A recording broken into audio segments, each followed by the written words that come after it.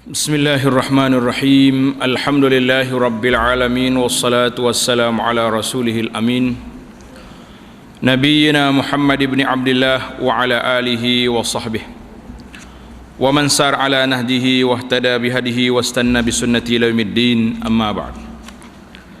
Sambungan pelajaran kita dalam kitab Riyadhus Salihin. Riyadhus Salihin dalam Kitabul Jihad, Kitabul Jihad, yaitu dalam kitab bab yang ke-239, Babu Fadlil Ibadati fil Harj wa huwa al-ikhtilat wal fitan wa nahwiha. Bab kelebihan beribadat dalam keadaan penuh kekacauan, iaitu bercampur baur dan timbulnya pelbagai fitnah dan sebagainya. Jadi hadis ini memberi satu galakan kepada kita, iaitulah ketika timbul kekacauan, timbul fitnah, maka kita tumpukan ibadat pada ketika itu lebih baik daripada kita duduk bercampur dengan manusia yang tak tahu yang mana hak, yang mana batil. Hadis yang ke-1366, An Ma'qil ibn Yasar radhiyallahu anhu qala, qala Rasulullah sallallahu alaihi wasallam, al-ibadatu fil harji kahijratin ilayya, rawahu Muslim. Artinya beribadat dalam keadaan penuh kekacauan. Orang huru-hara dunia ni kita beribadat ketika itu. Sebab apa? Dia panggil tak tahu nak pergi ke mana, hala tuju kita. Macam kita hari ni pun banyak huru-hara dah. Sama-sama kumpulan Islam, masing-masing tuduh menuduh. Dalam satu jamaah, masing-masing cantah mencantas. Jadi tak tahu hak mana betul, hak mana salah. Payah bagi orang awam nak buat penilaian. Maka ketika itu kita duduk diam-diam beribadat lebih baik daripada duduk bercampur dengan orang. Tapi ada hadis lain pula, orang yang boleh sabar, para pendakwah yang sabar bercampur dengan orang itu lebih baik daripada seorang dia. Tapi hadis ini naknya al-haraj, maknanya dalam keadaan huru-hara kita masih lagi mampu beribadat. Kahijratin ilayya, kata Nabi sallallahu alaihi wasallam, sama keutamaannya dengan berhijrah kepadaku. Jadi siapa nak hijrah tak boleh lagi. Mekah telah diambil oleh Nabi sallallahu alaihi wasallam daripada orang kafir, maka ketika itu kita boleh beribadat. Di saat huru-hara berlaku kita beribadat, maka pada ketika itu kita masih lagi mendapat pahala yang sedemikian. Ini hadis ini para jemaah, macam zaman kita hari ini kadang-kadang sukar untuk kita buat penilaian. Pergi masjid pun tak selamat juga. Pergi masjid selamat? Tak selamat.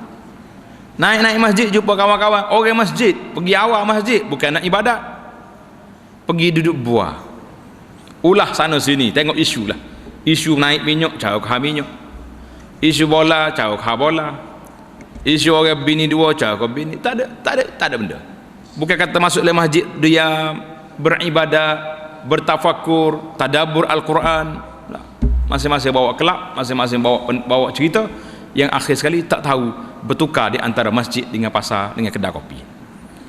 Jadi di sana gini, kalau ada orang yang boleh duduk diam-diam beribadat kepada Allah Ta'ala, baca Quran, orang lain duduk buat kita baca Quran, orang lain duduk sibuk dengan benda lain dunia, kita sibuk dengan berzikir, beribadat. Ini di antara orang yang mendapat pahala yang besar. Di saat kekacauan yang berlaku, ikhtilat, tak tahu yang mana betul, yang mana salah, ketika itu biarlah kita duduk dalam keadaan duduk dengan Allah Azza wa Jalla. Duduk di pejabat kita pun duduk kuat kerja yang kita buat, duduk di kedai kita pun kita jual apa yang kita nak jual, tapi nak bercampur dengan orang, nak bercakap dengan orang lebih-lebih, menimbulkan huru-hara, menimbulkan fitnah. Maka baiklah kita duduk diam daripada kita duduk bercakap yang tidak memberi pulangan yang baik untuk akhirat. Ibadat dalam keadaan huru-hara ni Nabi kata seperti hijrah kepada aku. Maka sekarang ni kita tengok dunia ni sangat huru-hara. Sama ada huru-hara dari sudut peperangan seperti yang berlaku di Syria, huru-hara di antara yang pertempuran sama sendiri yang berlaku di Mesir, huru-hara tuduh menuduh seperti yang berlaku di Malaysia ini. Maka lebih baiklah kita beribadat kepada Allah Azza wa Jalla, tak payah duduk sibuk dengan itu dengan ini, kerana tidak memberi pulangan yang boleh mencerahkan hati kita, mendekatkan kita kepada Allah Azza wa Jalla. Kita berpindah pada bab yang berikutnya, iaitulah bab yang ke-240, babu fadlis samahati fil bai'i wasyira'i wal akhdhi wal ata' wa husnil qada' wat taqadi wa irjahil mikyali wal mizan wan nahyi 'anit tatfif. Panjang bab dia. Bab kelebihan bermurah hati dalam jual beli. Jual beli hati kena lembut. Harga 200, modal kita 150. Kalau orang tawar, bagi, tahu dah tak rugi. Mengambil dan memberi. Waktu kita nak beli orang pun sama juga. Jangan tawar lebih-lebih. Kita tahu dah harga berpatutan, beli. Dan memberi. Baiknya cara menunaikan hak yang menjadi tanggungannya, yakni mengembalikan hutang. Waktu nak bayar hutang dengan baik, sebagaimana kita datang nak terima hutang dulu senyum, kita nak pergi bayar hutang dengan orang apa senyum juga. Ni terbalik ni. Waktu nak minta hutang, Masya Allah, orang kata orang lembut gigi pada lidah, senyum kuat, nganga senyum. Waktu nak bayar hutang, subhanallah, culah lebih pada ikan keli dalam kolam lagi. Pegang hak ni lopak kau ni. Kata apa? Mari pintu depan, terjun pintu belakang. Mari pintu tunggu orang belakang, lopak aku atas atap. Tak ada. Suruh nipu, suruh anak cakap, abah tak ada. Macam mana tak ada? Telefon, suruh anak angkat, abah tak ada. Ni telefon siapa? Telefon abah. Nipu pun tak pandai dah. Ini masalah. Jadi ini adab yang kita nak belajar, kelebihan-kelebihan bayar hutang dengan cara baik. Bagusnya meminta haknya, yakni ketika kita nak minta hutang dengan orang pun bagus, jangan seperti ahlul. Sempurnakan sukatan dan timbangan, larangan mengurangi timbangan, juga keutamaan meluangkan masa bagi seseorang yang kesenangan kepada orang yang kesempitan. Mana kita ni kaya, orang miskin berhutang dengan kita, sampai tempoh nak bayar tak boleh, luaskan masa. Berapa lama awak nak? 2 bulan lagi? Ambil. 6 bulan lagi? Ambil. Kita beri tempoh. Dalam mengembalikan hutang serta menghapuskan sama sekali hutang orang yang kesempitan itu. Tengok dia ni memang sangat-sangat berhajat pada duit, kita sedekah lebih baik lagi. Minta 4-5 kali tak dapat, tangguh 2-3 kali tak dapat, aku sedekah lah senang. Itu dia panggil al-ibra', lepaskan hutang orang itu lebih afdal lagi daripada kita menangguhkan. Tapi menangguh itu lebih afdal daripada tak menangguhkan dia. Firman Allah Ta'ala, a'udzubillahi minasyaitonir rajim, wa ma taf'alu min khairin fa innallaha bihi alim. Dan kebaikan apa saja yang engkau semua lakukan, maka sungguhnya Allah Maha mengetahui dengannya. Allah Ta'ala bawa dalam ayat ini surah sifat nakir, khairin, segala jenis kebaikan. Tajuk yang kita bincang ini iaitulah kebaikan yang kita buat, membantu orang susah, beri dia hutang. Kalau dia tak boleh bayar, kita beri tangguh lagi, tempoh lagi. Langsung tak boleh bayar, lepaskan hutang. Itu khair, kebajikan. Jadi ayat ini umum kepada segala kebajikan, tapi khususnya dalam isu yang kita bincang ini, isu jual beli, isu hutang, bayar hutang. Maka sungguhnya Allah Maha mengetahui kebaikan yang kamu lakukan. Itu surah Al-Baqarah ayat 215. Jadi kita lihat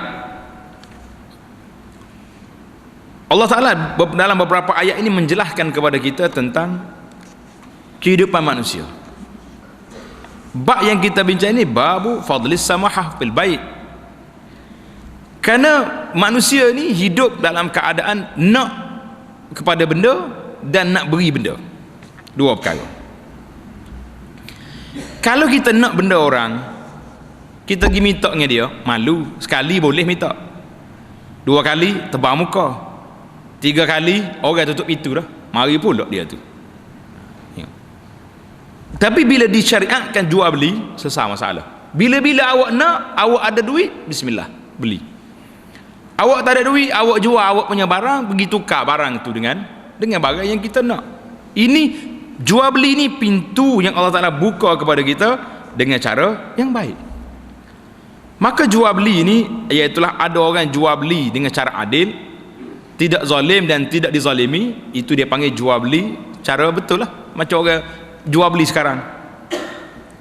Ada orang yang jual beli cara tipu, rasyas, jual benda tak baik, benda tak molek, tapi cerita dekat kempen dekat Allah pak langit naik kempen. Ini penipu, kadzab. Ada orang jual beli, dia panggil bil fadli wal ihsan, jual dengan murah hati, jual dengan baik. Dia beli barang, dia tahu barang ini keperluan orang ramai, keperluan orang ramai nak makanan. Kita pergi beli makanan, kita jual dengan murah kerana nak beri peluang orang miskin dapat menikmati makanan yang kita ada. Ini dia panggil al-ihsan wal fadli. Jangan kira nak kau untung saja, tak. Untung sikit tak apa, tapi orang dapat menikmati.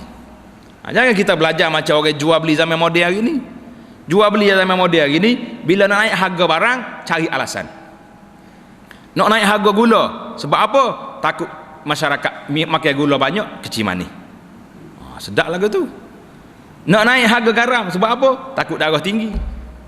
Nak naik harga minyak, sebab apa? Takut orang berjalan kuat. Jadi itu alasan karut nama dia lagu tu. Tidak alasan. Naknya al-ihsan, kita beri kebajikan kepada masyarakat. Sama ada kerajaan beri kebajikan kepada rakyat, ataupun peniaga beri kebajikan kepada masyarakat supaya mereka ni dapat jual beli dengan cara yang sempurna. Ini 3 cara jual beli. Maka kita tahulah di sini Allah SWT sebut dalam ayat ini min khairin, kebajikan yang kita buat. Maka isu yang kita bincang di sini itulah jual beli. Maka oleh kerana jual beli ini penting sangat, jual beli ini perlu sangat kepada dalam kehidupan manusia, dan manusia bergantung dengan jual beli untuk menyelesaikan kehidupan mereka. Kalau tak ada jual beli, berat kita. Macam mana nak buat? Saya nak makan, tapi tak pernah apa ni, bukan petani kita. Mana ada sawah padi, habis nak makan macam mana? Takkan hari-hari nak pergi 4 orang bersawah, mari padi awak sikit sedekah. Saya nak makan ikan, pergi duduk tepi kolam orang minta, duduk tepi laut. Nak makan ayam, pergi duduk. Selesai masalah. Tapi bila mari al-bai'i wasyira', mubadatu mal bil mal, tukar harta dengan harta, selesai masalah. Awak ada barang, beri. Saya ada duit, saya nak barang, awak ambil. Saya ada makanan, awak ada barang pakaian, boleh tukar. Ini semua ni dia panggil hikmah daripada pensyariatan jual beli.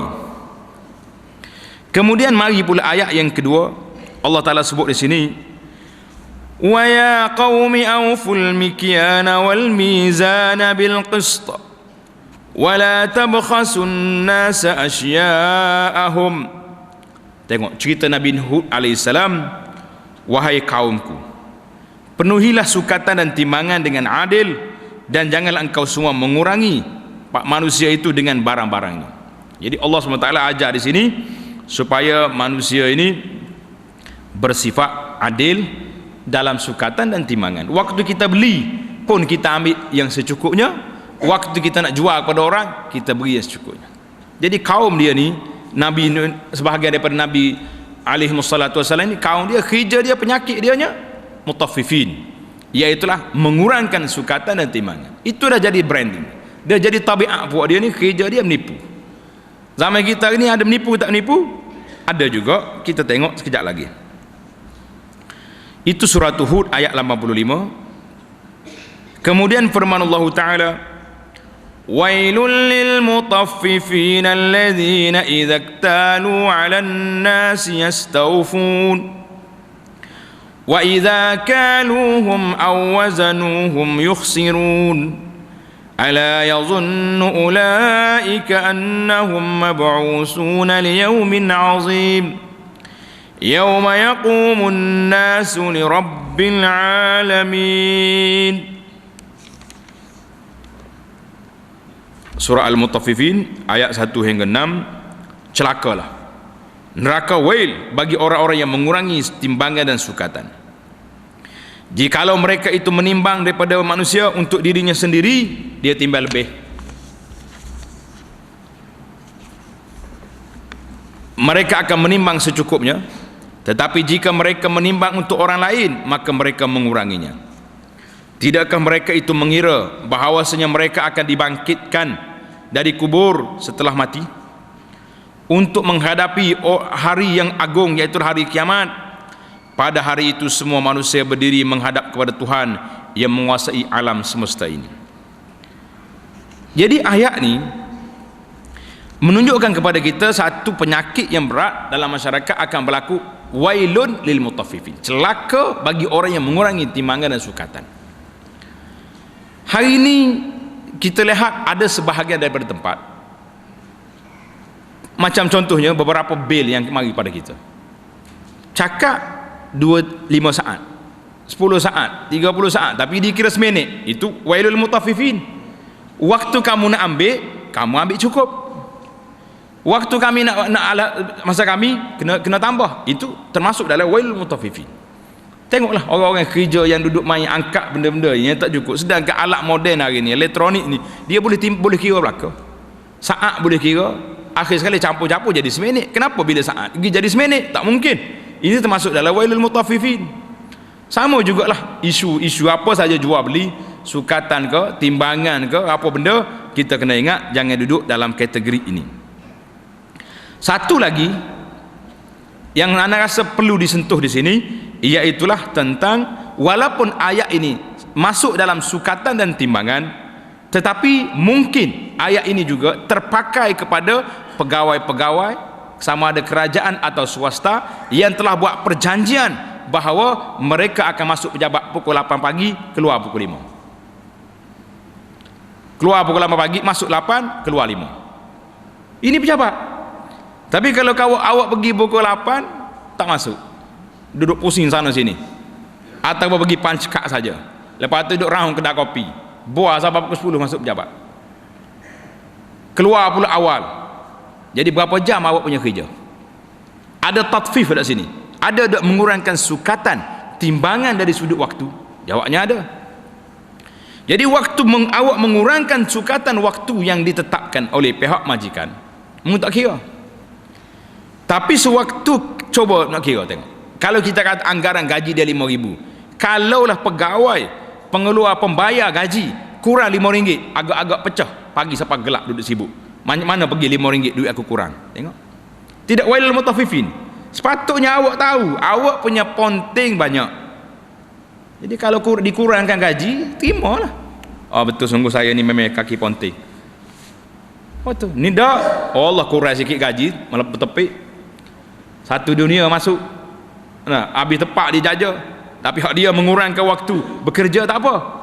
Ingat, ini na'udzubillah termasuk dalam wailul lil mutaffifin yang disebut dalam ayat ini. Allahu akbar. Jadi ayat-ayat Quran macam ni perlu kita tadabbur, perlu kita belajar dan perlu kita perhati, kerana dia sangat menakutkan kita, memperingatkan kita kepada Allah Azza wa Jalla. Kita berpindah pula kepada hadis yang ke-1367. Wa an Abi Hurairah radhiyallahu anhu anna rajulan atan nabiyya sallallahu alaihi wasallam yataqadahu fa aghlaza lah fa hamma bihi ashabuhu fa qala Rasulullah sallallahu alaihi wasallam da'uhu fa inna li sahibil haqqi maqala thumma qala a'tuhu sinnan min mithla sinnihi qalu ya Rasulullah la najidu illa amsala min sinnihi qala a'tuhu fa inna khairakum ahsanukum qada'an, muttafaqun alaih. Dari Abu Hurairah, seorang laki-laki datang kepada Nabi sallallahu alaihi wasallam untuk menuntut hutang dia.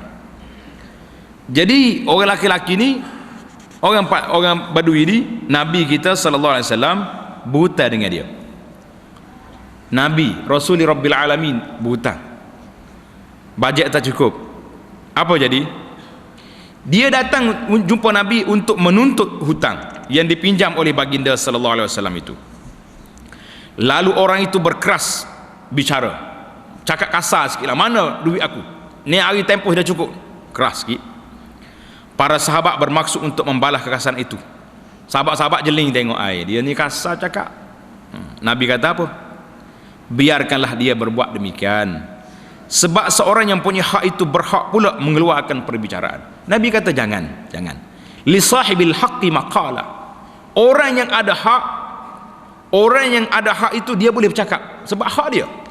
Kalau kita pergi minta hutang, kita kata mana hutang aku? Hari ini sudah cukup janji, ataupun sudah lebih 5 hari janji, kamu tak bayar juga. Kasar sikit bahasa, tak jadi masalah. Tapi jangan sampai mereka pergi maki, pergi cercah, itu di luar daripada kotak akhlak. Tapi masih lagi dalam skop berakhlak, cuma kasar sikit.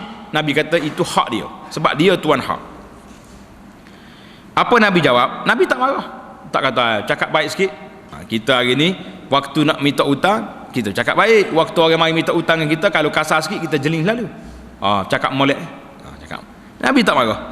Selanjutnya Nabi sallallahu alaihi wasallam bersabda, berikanlah kepada orang itu unta yang sebaya dengan unta yang dipinjam daripadanya. Cari umur yang sama-sama 2 tahun ke 3 tahun. Para sahabat berkata, ya Rasulullah, kita tidak memilikinya, melainkan unta yang lebih tua dari unta yang dipinjam dulu. Unta lain ada, unta dia 2 tahun, unta kita 4 tahun contoh. Baginda sallallahu alaihi wasallam bersabda, berikan saja unta itu, sebab sesungguhnya orang yang terbaik pula cara pengambilan dan pinjamannya. Nabi kata apa? A'tuhu fa inna khairakum ahsanukum qadaan. Orang yang baik di kalangan kamu, orang waktu nak bayar hutang, baik cara bayaran. Maknanya kalau kita berhutang orang kambing seekor, timbangnya dia 15 kilo, waktu nak bayar cari hak 20 kilo, hak gemuk kedai boh bagi. Itu orang baik. Ni duk puas hukum. Aku dulu macam ni, macam ni. Sama juga dengan orang pinjam kereta orang. Waktu pinjam kereta orang, minyak dia 1 bunga tangki, setengah tangki. Waktu nak hantar, dia pusing juga nak suruh tinggal setengah tangki. Ini cerdik punya orang. Awak tak kira lagi minyak hitam dia banyak mana, tayar dia banyak mana, enjin dia duk bergerak berapa ratus kilometer macam mana, tak kira. Dia duk kira, saya ambil baru ni setengah tangki minyak, nak hantar setengah tangki juga. Tak cukup setengah tangki dia pusing, nak suruh cukup setengah tangki. Subhanallah. Patut awak ambil setengah tangki kereta, waktu nak hantar bayar setangki. Itu baru betul. Sebab itu Nabi kata ahsanukum qada. Orang yang baik itu orang yang waktu nak bayar hutang orang, waktu kita nak hantar balik barang orang tu tanpa syarat kita beri yang terbaik. Ini baru betul. Pandai-pandai lain kali pinjam kereta orang baik. Kalau kita pinjam dia, kita punya dapur orang ke periuk orang yang besar-besar, waktu nak hantar jangan hantar periuk saja, letak dalam tu juga nasi minyak, letak dalam tu roti, letak dalam tu apa-apa yang kita buat, letak. Tapi kalau tuan dia bagi syarat tak boleh. Tuan dia kata saya pinjam ni kereta saya ni, minyak setengah tangki tu balik nanti atas hantar penuh, tak boleh. Tak boleh. Itu dia panggil setelah, kerana bila kita beri pinjam dia mesti hantar sama. Kalau minta lebih jadi riba. Itu bahaya. Tapi kalau orang tu bayar tak ada masalah. Kita beri hutang pada orang 1,000, waktu nak bayar dia bayar hutang kita 1,000, lepas tu dia kata ni 200 aku hadiah kamu, tanpa syarat boleh ambil.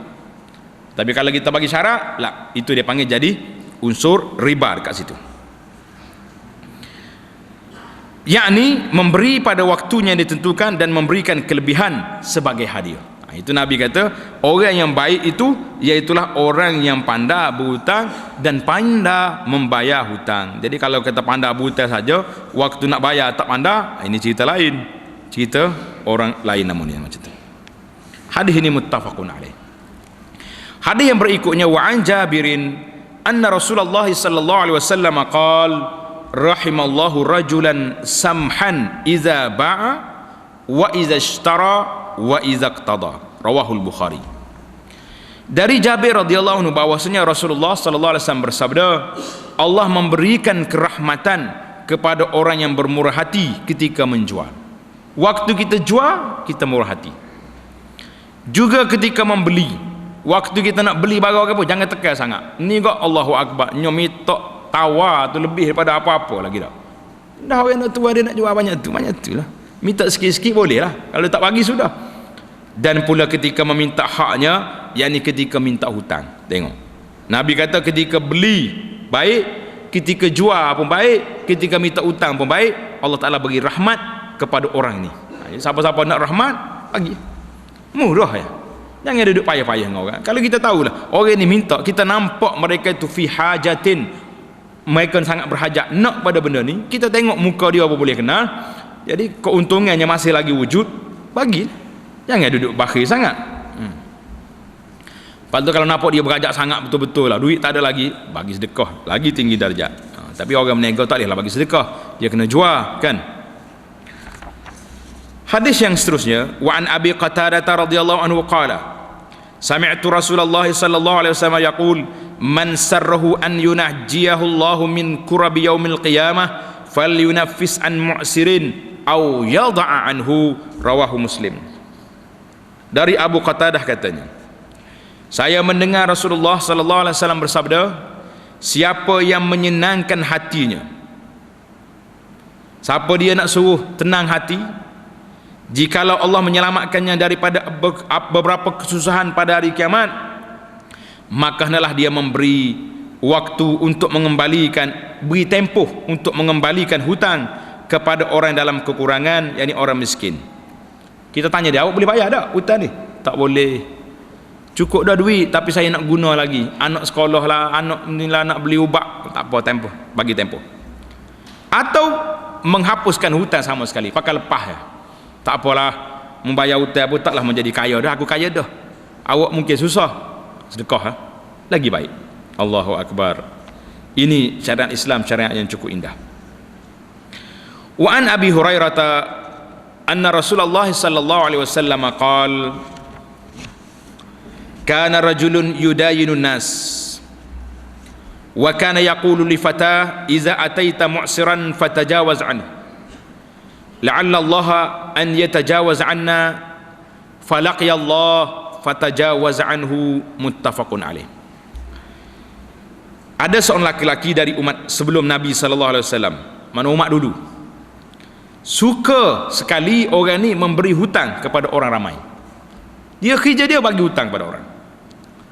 Ia berkata kepada pembantu dia, jikalau engkau mendatangi seorang dalam kekurangan, yakni yang mempunyai tanggungan hutang, maka bebaskanlah saja hutang itu daripadanya. Nampak dia ni penat, lepas. Mudah-mudahan Allah akan membebaskan dosa dari diri kita. Orang itu lalu menemui Allah, yakni dia meninggal dunia lepas pada itu, kemudian Allah mengampunkan dosa-dosanya, muttafaqun alaih. Subhanallah. Jadi kita cari orang miskin, orang nak minta hutang kita, kita beri. Jangan bagi sedekah lalu. Kalau tidak dia sedap pula, esok mari minta pula. Ni dia tahu dia berhutang, mana dia agak bercermat sikit. Tapi tengok keadaan dia, lepas. Kata Nabi sallallahu alaihi wasallam, fatajawaz anhu, Allah Taala maafkan kepada orang yang memaafkan hutang orang. Subhanallah. Wan Abi Mas'ud Al-Badri radhiyallahu anhu qala qala sallallahu alaihi wasallam, husiba rajulun mimman kana qablakum falam yujad lahu minal khairi syai' illa annahu kana yukhalitun nas wa kana musiran wa kana ya'muru ghilmanahu an yatajawazu 'anil mu'sir. Qala Allah azza wa jalla, nahnu ahaqqu bidzalika minhu tajawazu anhu, rawahu Muslim. Jadi ada seorang dari golongan umat yang sebelum kamu, Nabi kita bagi tahu umat sebelum kita semua dihisab, dikira. Ia tidak mempunyai satu kebaikan pun. Subhanallah.